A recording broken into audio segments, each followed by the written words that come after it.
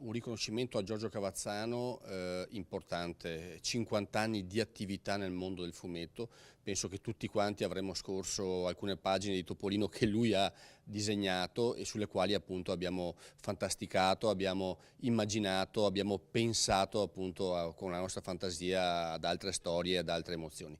Quindi veramente un momento importante a Palazzo Ferrofini, e trovare anche nella sede istituzionale del Veneto e riuscire a fare appunto riconoscimenti come questo, un riconoscimento importante a un artista veneto-veneziano, assolutamente ci rende orgogliosi e ci fa piacere che appunto come Palazzo Ferrofini siamo aperti anche a questo tipo di iniziative. Oggi per me è una giornata speciale perché essere premiato qui in questa prestigiosa sede è un motivo di orgoglio e direi anche non è una fine ma un inizio di una mia carriera dopo i miei 50 anni con Disney. Non potrei disegnare e immaginare Venezia se non avessi imparato a nuotare nel canale sotto casa.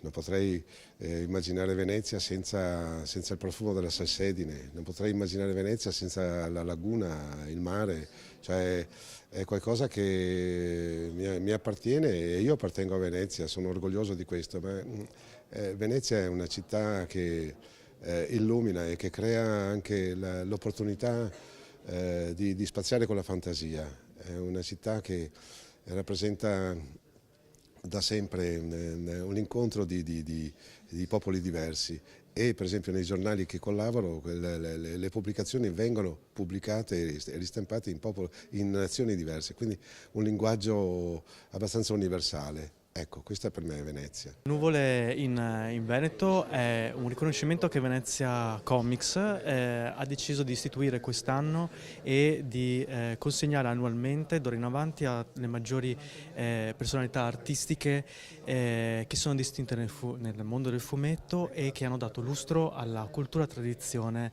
del Veneto. La prima nuvola in Veneto è stata Giorgio Cavazzano e ci sarà, speriamo, una sequenza illustre di altri artisti a cui consegneremo questo premio.